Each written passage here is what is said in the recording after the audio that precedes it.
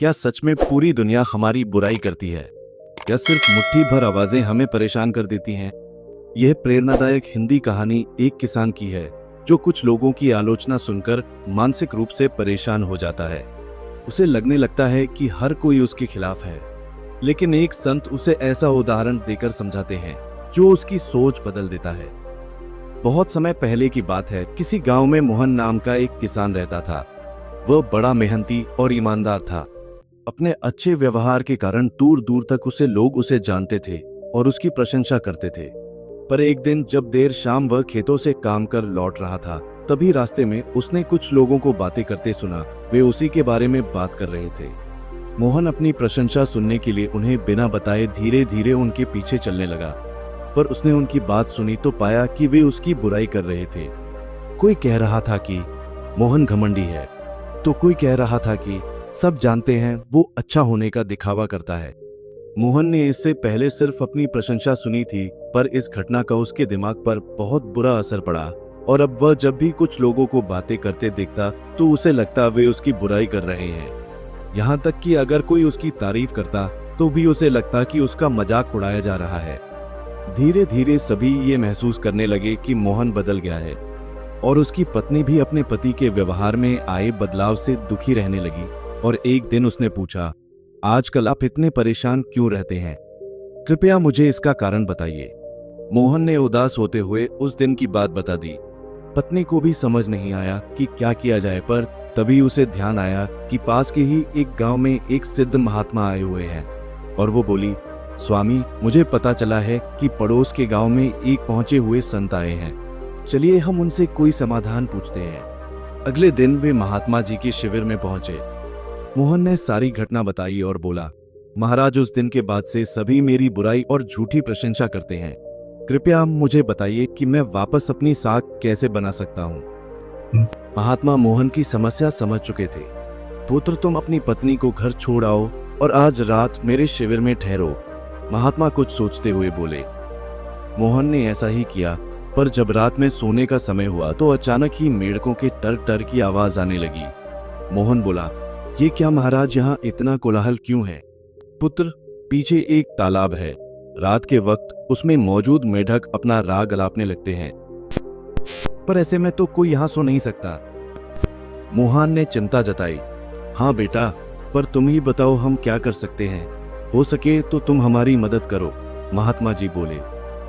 ठीक है महाराज, इतना शोर सुन के लगता है इन मेढकों की संख्या हजारों में होगी। मैं कल ही गांव से 50-60 मजदूरों को लेकर आता हूँ और इन्हें पकड़कर दूर नदी में छोड़ आता हूँ। और अगले दिन मोहन सुबह सुबह मजदूरों के साथ वहां पहुंचा। महात्मा जी भी वहीं खड़े सब कुछ देख रहे थे। तालाब ज्यादा बड़ा नहीं था। 8 से 10 मजदूरों ने चारों ओर से जाल डाला और मेढकों को पकड़ने लगे। थोड़ी देर की ही मेहनत में सारे मेढक पकड़ लिए गए। जब मोहन ने देखा कि कुल मिलाकर 50 से 60 ही मेढक पकड़े गए हैं, तब उसने महात्मा जी से पूछा, महाराज, कल रात तो इसमें हजारों मेढक थे, भला आज वे सब कहाँ चले गए? यहाँ तो बस मुट्ठी भर मेढक ही बचे हैं। महात्मा जी गंभीर होते हुए बोले, कोई मेढक कहीं नहीं गया। तुमने कल इन्हीं मेढकों की आवाज सुनी थी। ये मुट्ठी भर मेढक ही इतना शोर कर रहे थे कि तुम्हें लगा हजारों मेढक तर तर कर रहे हो। पुत्र, इसी प्रकार जब तुमने कुछ लोगों को अपनी बुराई करते सुना तो भी तुम यही गलती कर बैठे।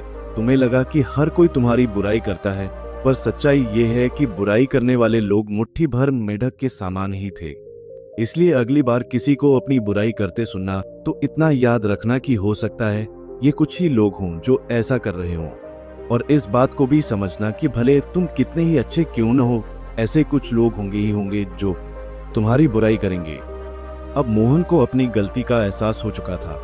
वह पुनः पुराना वाला मोहन बन चुका था। फ्रेंड्स, मोहन की तरह हमें भी कुछ लोगों के व्यवहार को हर किसी का व्यवहार नहीं समझ लेना चाहिए और पॉजिटिव फ्रेम ऑफ माइंड से अपनी जिंदगी जीनी चाहिए। हम कुछ भी कर लें, पर लाइफ में कभी ना कभी ऐसी समस्या आ ही जाती है जो रात के अंधेरे में ऐसी लगती है मानो हजारों मेढक कान में टर टर कर रहे हों। पर जब दिन के उजाले में हम उसका समाधान करने का प्रयास करते हैं तो वही समस्या छोटी लगने लगती है। इसलिए हमें ऐसी सिचुएशंस में घबराने की बजाय उसका सल्यूशन खोजने का प्रयास करना चाहिए और कभी मुट्ठी भर मेढकों से घबराना नहीं चाहिए। ऐसी ही प्रेरणादायक कहानी सुनने के लिए हमारे चैनल वडिक्टेड09 को जरूर सब्सक्राइब करें। कहते हैं किस्मत दरवाजा तभी खोलती है जब मेहनत पहले दस्तक देती है। यह कहानी है एक छोटे से गांव की, जहां दो दोस्त रहते थे, रमेश और सुरेश। दोनों बचपन के साथी, लेकिन सोच में जमीन आसमान का अंतर। गर्मी की एक दोपहर दोनों दोस्तों ने तय किया, चलो एक एक आम का पेड़ लगाते हैं। दोनों ने बीज बोया। मिट्टी बराबर थी, मौसम बराबर था, मौका बराबर था। फर्क था सिर्फ आदतों में। रमेश रोज सुबह उठकर पेड़ को पानी देता। धूप तेज होती तो छाया करता, कीड़े लगते तो दवा डालता। सुरेश कुछ दिन आया, फिर बोला, अभी छोटा है, क्या फर्क पड़ता है। धीरे धीरे उसका उत्साह ठंडा पड़ गया। एक साल बाद भयंकर सूखा पड़ा, कई पौधे सूख गए।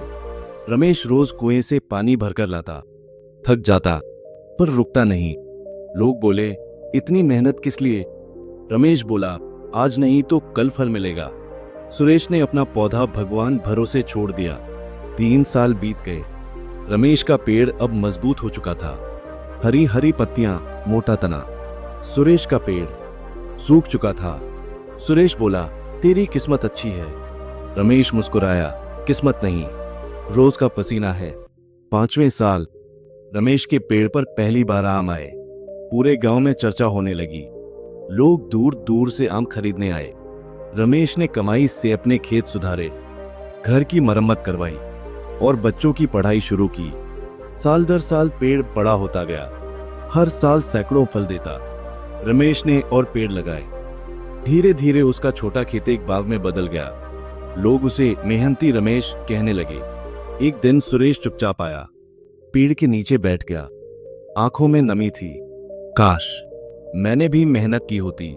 रमेश ने कंधे पर हाथ रखा, अभी देर नहीं हुई, आज नया बीज बो दे। सुरेश ने नया पौधा लगाया। इस बार रोज पानी दिया, रोज देखभाल की। गांव वाले हैरान थे, अब बदल गया है। 5 साल बाद उसके पेड़ पर भी फल आए। वह दौड़ता हुआ रमेश के पास आया। अब समझ आया, पेड़ नहीं, आदतें उगती हैं। दोस्तों, हर सपना एक बीज है, हर दिन की मेहनत उसका पानी है, धैर्य उसकी खाद है। अगर आप रोज थोड़ा थोड़ा प्रयास करेंगे तो एक दिन आपका भी मेहनत का पेड़ फल देगा। मेहनत का पेड़ एक ऐसी प्रेरणादायक हिंदी कहानी है जो हमें सिखाती है कि सफलता किस्मत से नहीं, बल्कि निरंतर मेहनत, धैर्य और सही आदतों से मिलती है। ये कहानी 2 दोस्तों की है, एक जो रोज मेहनत करता है और दूसरा जो किस्मत का इंतजार करता है। समय के साथ दोनों के जीवन में जो अंतर आता है, वही इस कहानी का सबसे बड़ा संदेश है। अगर आप motivational stories in Hindi, moral stories, inspirational Hindi कहानी, सक्सेस माइंडसेट, हैबिट बिल्डिंग या सेल्फ ग्रोथ से जुड़ी कहानियां पसंद करते हैं, तो ये कहानी आपके लिए है।